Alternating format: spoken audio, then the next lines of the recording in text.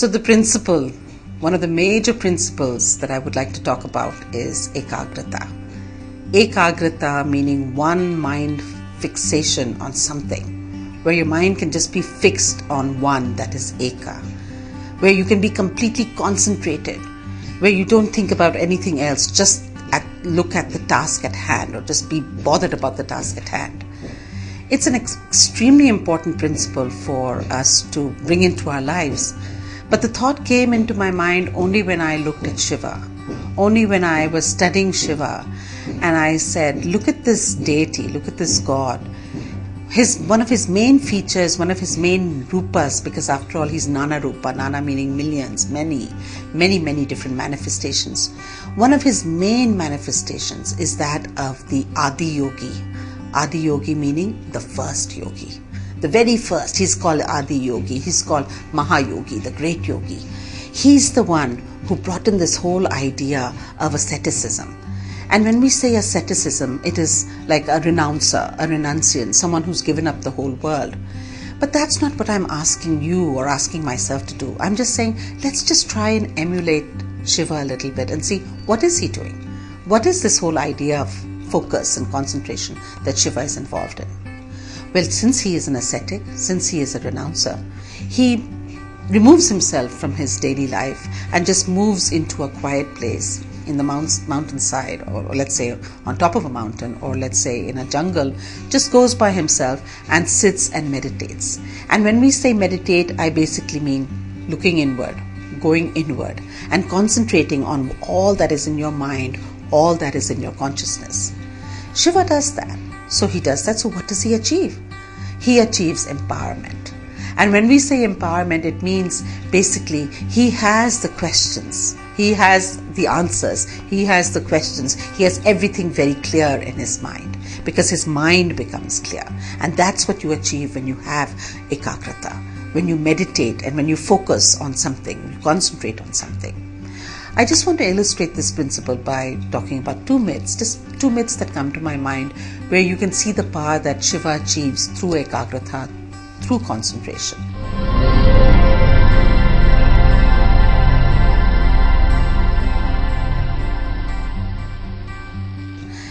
The first one is one of my favorite myths. It's called Samudra Manthan.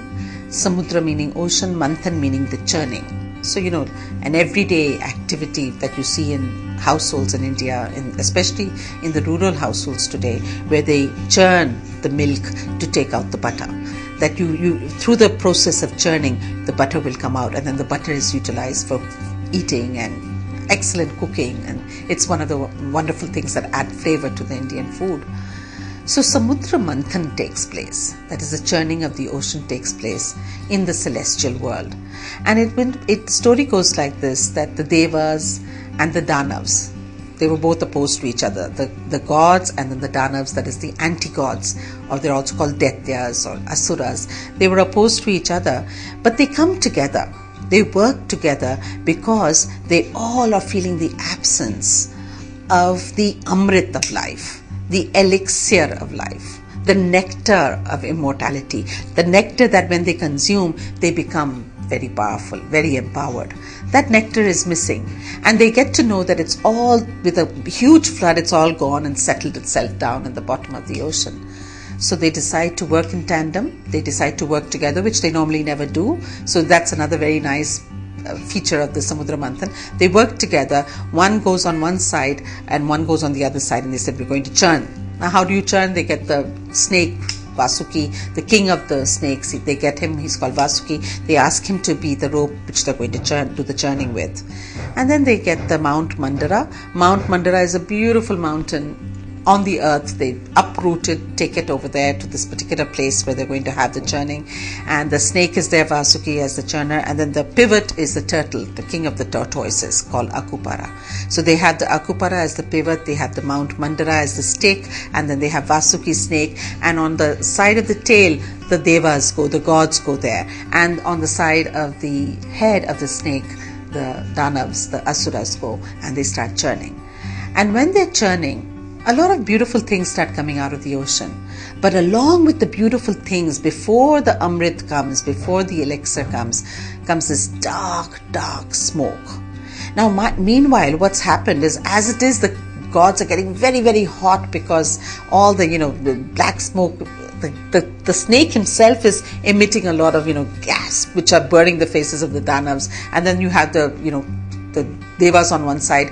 At least clouds are coming and some rain is coming. There's these beautiful descriptions of the Samudra Manthan, the things that are happening to the Devas and to the Danavs.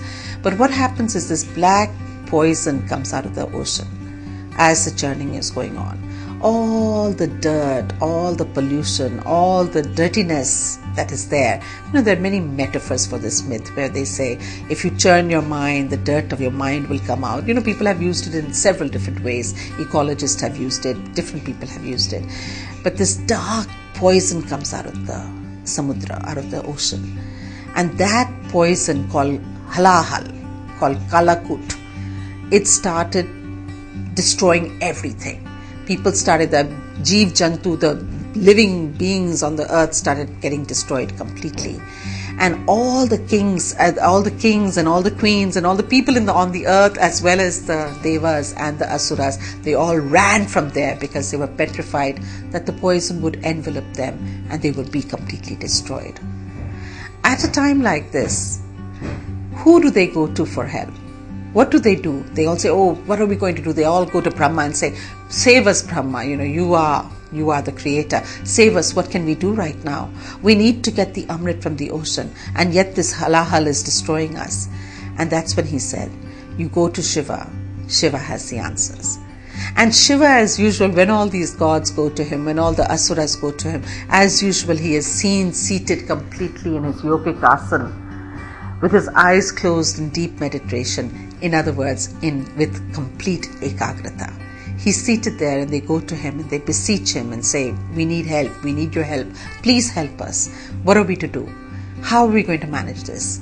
And he comes, as usual, he comes and helps the rest of the world. He comes and saves them by coming and saying, okay, this is it. Literally, he picks up the poison in his cup of his hand and he swallows it, and everything becomes quiet again, everything becomes normal again. The churning continues. With the churning, the Amrit comes out.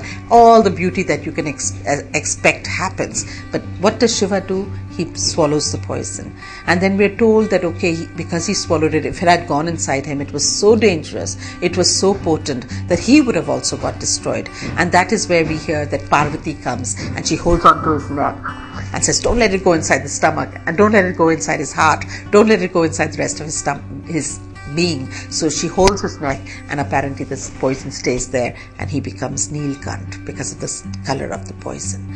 So this is where we hear about Shiva amassing so much of energy, amassing so much that he can even then encounter something as potent, as dangerous as poison itself. And this kind of energy is because of the Ekagrata that he has in his life, the deep-minded concentration. Because when we're thinking about Ekagrata, it is basically when you are looking within yourself, you're going by yourself to a quiet place and you're looking within yourself, finding out answers from within yourself, getting energy from within yourself. Because after all, it all is there. That's why we talk about meditative practices and how very important they are. We can see that in Shiva, who always is coming in and playing the role of a preserver of the world. He's the one who conserves the world. He's the one who preserves the world. He's the one who has answers when there is tumult, when there is complete chaos. It is Shiva who intervenes. And I would think it's because of this one-minded focus.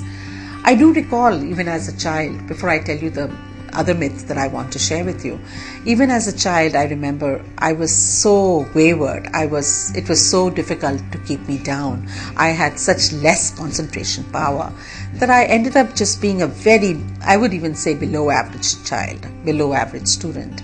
And I went through life merrily like that, not really wanting to make much change in my life. And in fact, everybody used to say that, oh, she's chanchal. Chanchal meaning someone whose mind keeps wandering and who can't be seated, who can't sit down. She has such a less attention span. And that's how I was, I would say, right till the time that I was almost 14, 15 years old. That's how I was. But then it occurred to me that I would have to perhaps spend my entire life in the small town that I was growing up in. And in me there was this burning ambition that I wanted to go to a wonderful college, one of the best colleges in the country, in Delhi, in the capital of the country. And that's when I decided to apply Ekagrata in my life.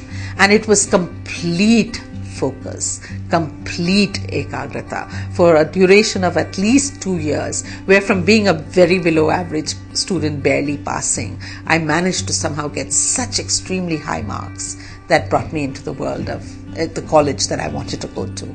So I can look back into my own life and see that when I said one-minded focus, it was actually like a meditative practice where you stop everything else. You still your mind. You don't allow any other thought to come in, and you have one lakshya. You have one goal in front of you, and you pursue it completely without any kind of disturbance. That is something that later on, when I would look at Shiva, I would bring it again and again back into my life. Whether it was when I was doing my PhD, whether it's when I'm writing any of my books and I want to complete them during a period of time.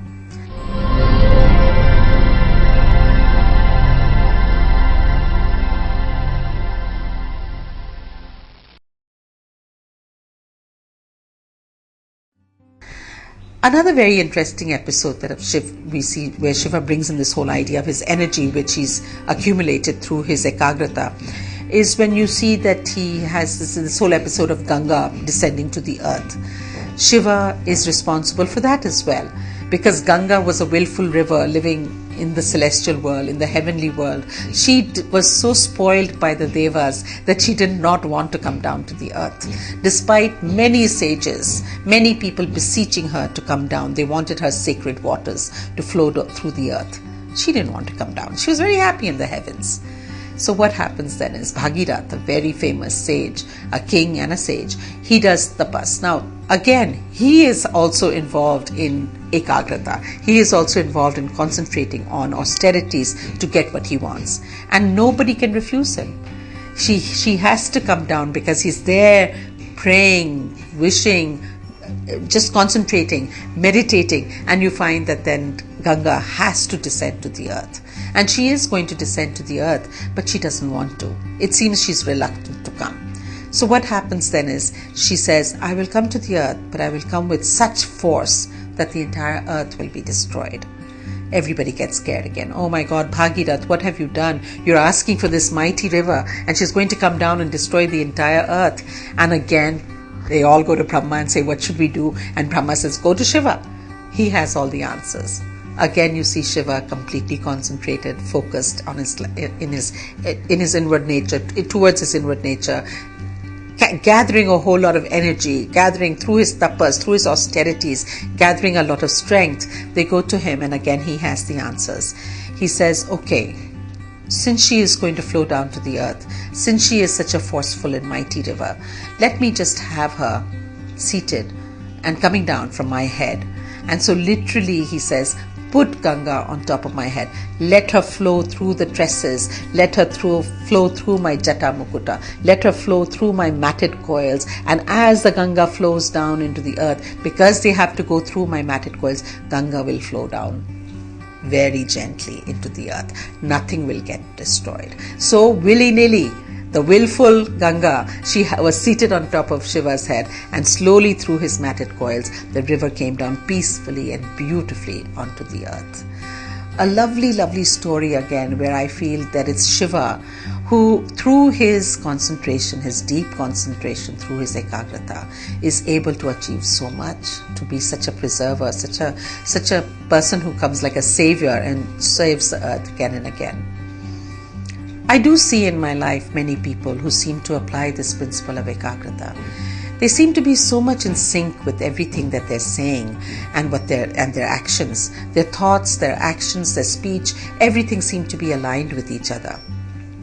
I have no doubt when I ask them, they are the people who go inwards, who meditate, who think about their problems, who are in touch with their inner selves, not just living on a superficial level. And I would think that that is important for all of us, and all of us should try to apply that in our lives. Bring in the principle of one-minded focus, not just when you have some major issue coming up in your life where you have to focus, but every day in your life. anything that you do, whether it is eating, whether it is sleeping, let there be mindfulness. Let there be the mind applied to whatever you do.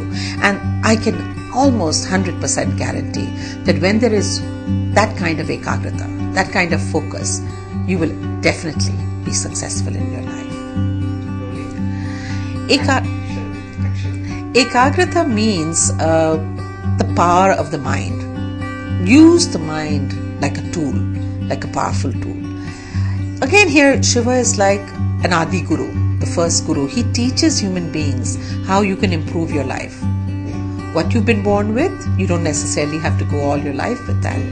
Through the power of Ekagrata, through the power of meditation and concentration, you can change your life, you can change your being. And what do we mean by change your being? Go within yourself, ask questions, get to know what your goals are, get to know what you want to do in your life. Don't just sit there and think that whatever's been given to you, you can't change it. Try to change your life. I think it's a little dangerous sometimes to say that the mind is a powerful tool, because sometimes the mind is what leads people to deep depression. I don't think you should brood. That's the whole idea of the power of the mind. Give up the past, forget the past. I will be talking about that a little bit more in my next principle, how one has to go about achieving that. But try not to brood. Don't brood. Don't think about the past. Live in the present. Live it to its fullest. Get to know what you want to do with your present moment and go and achieve those goals one by one. That's the whole idea of concentration. And I think that's very important, because you won't get to know. It's just like somebody can't eat for you. If you're hungry, no one else can eat for you. No one's going to be able to tell you that, oh, you need to do this. Sure, I am sitting over here telling you, but you will have to experience it yourself. Just like I can't get rid of your hunger, you will only be able to do that by eating. You will be able to experience this by going deep within, applying the principle of Ekagrata to your life, focusing entirely. It's very difficult to focus. So what you have to do, you have to actually sit down and meditate. And slowly, when you're meditating and your mind is going in all different directions, one day you'll find that you're not. And that's when you know that you're going to be able to focus on different things in your life. And by doing that, achieve the goals that you set out for yourself. Make the dreams come true.